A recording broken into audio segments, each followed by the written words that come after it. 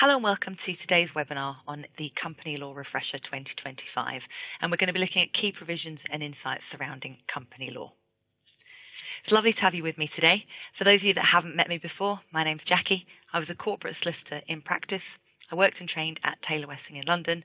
I specialised in mergers and acquisitions. I moved to the Northwest.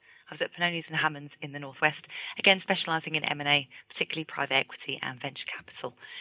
I left practice after 10 years. I moved to teaching. I've been teaching now for 18 years. I'm qualified to teach up to master's level. I'm a certified management and business educator, but I only teach the areas that I specialised in practice. So this permeates everything in relation to company law. So let's have a look at what we're going to be thinking about in today's webinar. Now, we're going to be looking at the key themes, both of the Companies Act 2006 and also a key amending piece of legislation, the Economic Crime and Corporate Transparency Act 2023.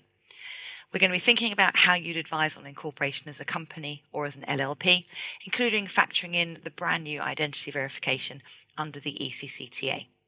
We're going to talk about directors' duties. We're going to look at the types of directors, rights and duties and liabilities of directors. And we're also going to briefly introduce the new Code of Conduct for directors that was launched in October 2024. We're going to think about when companies need a company secretary and their role. And then we're going to think about all things relating to shares. We're going to look at share capital, including allotment and issue.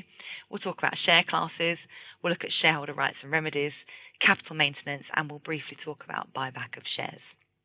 We'll then think about the process of shareholder meetings, and we'll finally touch on liquidation. Now, we'll start off thinking about the key themes of the Companies Act and the ECCTA. Now, originally, the Companies Act was brought in to make it simpler and easier for a small private company to run.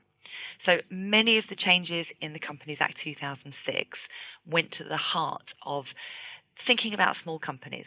So, for example, prior to the Companies Act 2006, there was one standard form of articles known as Table A.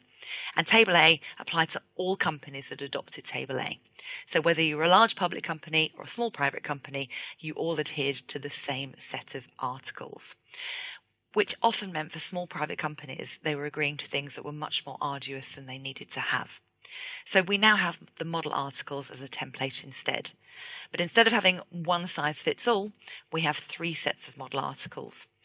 One for private companies limited by shares, one for public companies, and one for companies limited by guarantee.